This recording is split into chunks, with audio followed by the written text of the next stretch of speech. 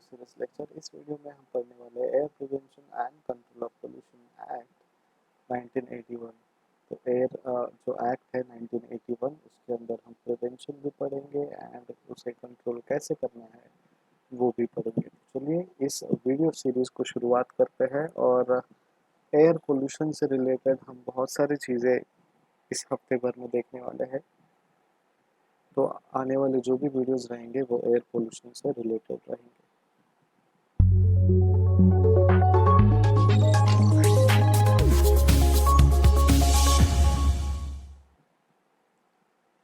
तो air pollution हर जगह में है। एयर पोल्यूशन यहाँ से भी होता है, धुएं से। एयर पोल्यूशन आवाज़ से भी होता है। एयर पोल्यूशन की वजह से पेड़ पौधों में इम्पैक्ट होता है, और एयर पोल्यूशन की वजह से पूरे अर्थ और ग्लोब में बहुत कुछ इम्पैक्ट हो सकता है।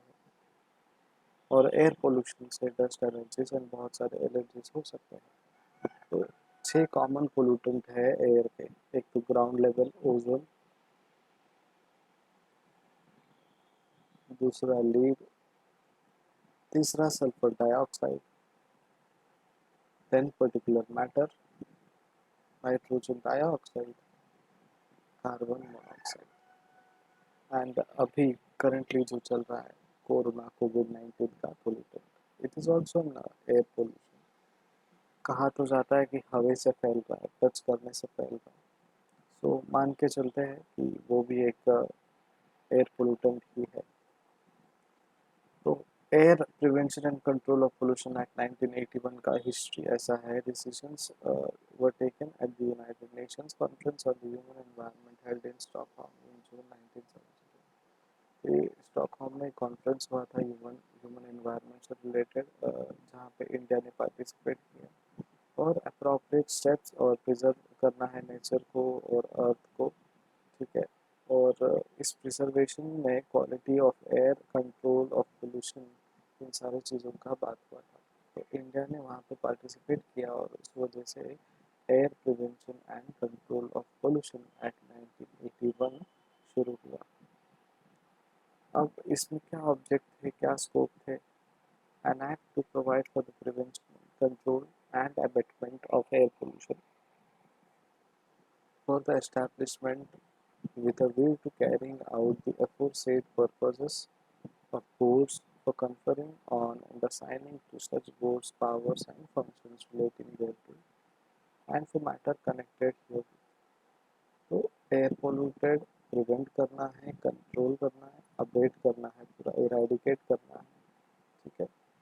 उसके लिए कुछ एस्टैब्लिशमेंट किया था लॉ का हमने, और उसका जो ऑब्जेक्टिव है इन तीनों चीज़ों में होता है। ऑब्जेक्टिव एक तो सबसे पहले प्रिवेंट करना, कंट्रोल करना, अबेट करना। हमें इस पॉइंट ऑफ व्यू से चलना है कि जो भी पर्पस है, जो भी पर्पस हमने रखा है, दैट बिकम्स योर स्कोप। और वो जो पर्पस है बोर्ड का, या फिर जो भी एक ग्रुप है जो air prevention and control pollution act 1981 को कैरी करता है, ठीक है, वो कन्फर कर रहा है या असाइन कर रहा है कुछ बोर्ड्स को पावर और functions related to air pollution, ठीक है। तो इनका स्कोप, ऑब्जेक्टिव क्या था? Prevent, control and abate air pollution.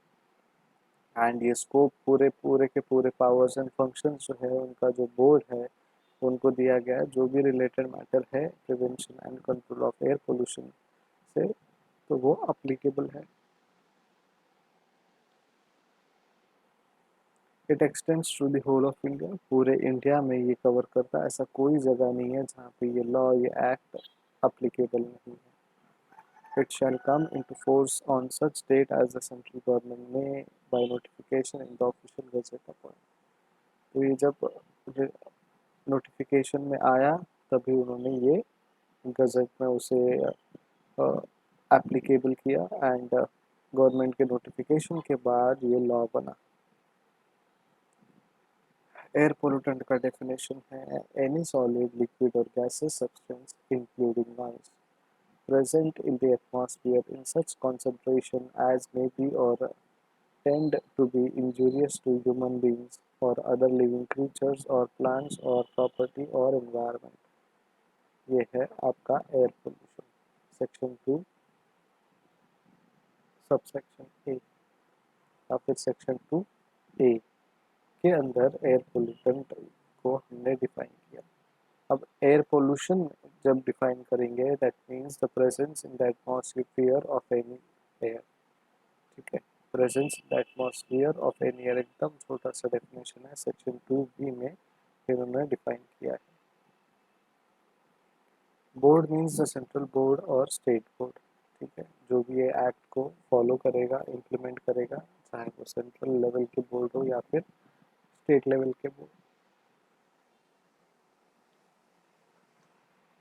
Section 2 F के अंदर बोर्ड को डिफाइन किया है। सेंट्रल बोर्ड में क्या है? Central board means the central board for the prevention and control of water pollution constituted under section 3 of the water preservation and control of pollution act 1974। तो central board में central board वो होगा जो prevention and control of water pollution constitute किया गया था under section 3 of water prevention and control, वही अब एयर पोल्यूशन के लिए भी काम करेंगे। अब मेंबर कौन है? Member means a member of the central board और state board as the case may be and includes the chairman thereof, वहाँ पे चेयरमैन भी इंक्लूड होंगे। Section 2 I and state board का डेफिनेशन है in relation to a state in which the water prevention and control of pollution act 1974 is in force and state government has constituted for that state a state board for the prevention and control of water pollution under section 4 of that act, the said state board. So state board is nothing but जो water and air pollution water prevention and control of pollution के लिए enforceable है, वही state constitute करेगा आपके air pollution को। In relation to any other state, the State Board for the Prevention and Control of Air Pollution constituted by the state government under section 5 of this act. तो again यहाँ पे जो state government है वो constitute करेगा air pollution के नाम पे under section 2 and section 5 of this act. तो ये एक डेफिनेशन वाला और फैक्चुअल था, एक्सप्लेन करने जैसा बहुत ज़्यादा कुछ डिटेल नहीं थे।